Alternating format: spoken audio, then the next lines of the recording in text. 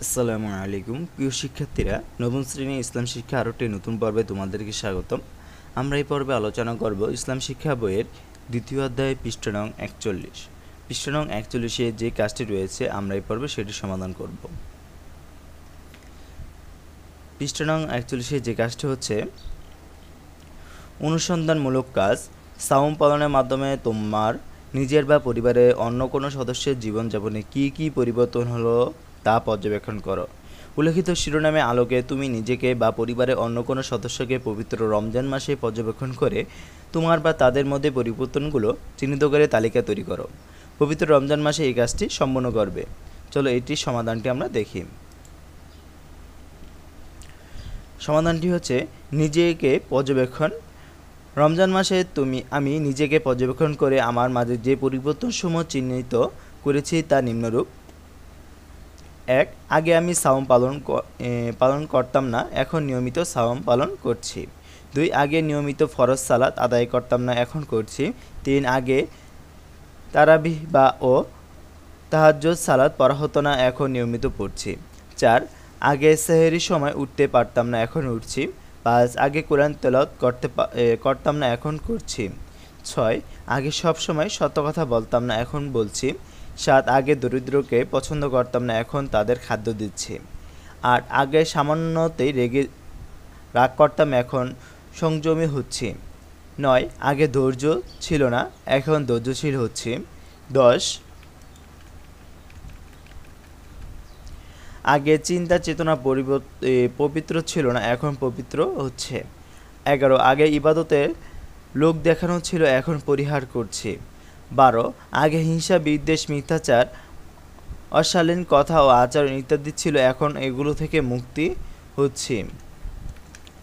আগে হালাল হারাম বুঝতাম না, এখন বোঝার চেষ্টা করছি। ১৪. আগে আল্লাহর ভয় ছিল না, সর্ব অবস্থায় তাকওয়া অর্জনের চেষ্টা করছি। পরিবারে একজন সদস্যকে পর্যবেক্ষণ। আমার ভাইয়ের মধ্যে পরিবর্তে যেই সব বিষয় ছিল না রমজানে, তার মধ্যে সেগুলো দেখছি। পবিত্র রমজানের সাওম তার মধ্যে ব্যাপক পরিবর্তন এনে দিয়েছে, যেমন ১. ক্ষুধার্ত ও অভুক্তকে আহার প্রদান। ২. অভাবীদের প্রতি সহানুভূতি ও উদারতা।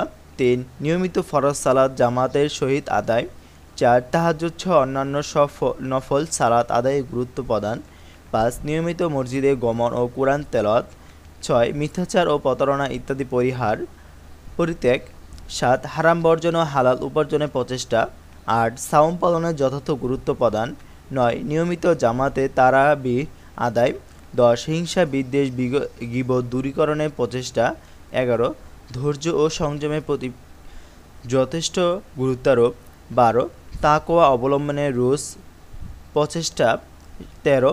আত্মশুদ্ধি ও আত্মিক উৎকর্ষ সাধনে আগ্রহ সৃষ্টি। ১৪. ইবাদতের লোক দেখানো অভ্যাস পরিহার।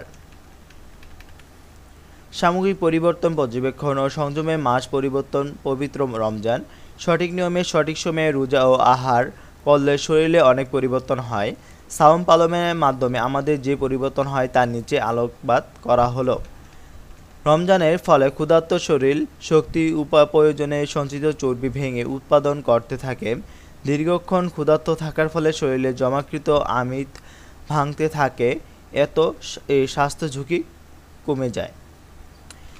সাওম আমাদেরকে ভোগে বিতৃষ্ণ ত্যাগে উদ্যত এবং আত্মবিশ্বাসে বলীয়ান করে। সমাজে অবহেলিত অসহায় মানুষের দুঃখ দুর্দশা ক্ষুধা ও পিপাসার যন্ত্রণা অনুভব করতে শেখায়।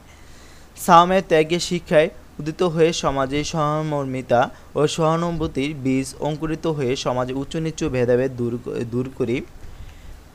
অশ্লীলতা গালিগালাজ ও ঝগড়া বিবাদ থেকে নিজেকে সম্পূর্ণ বিরত রাখি।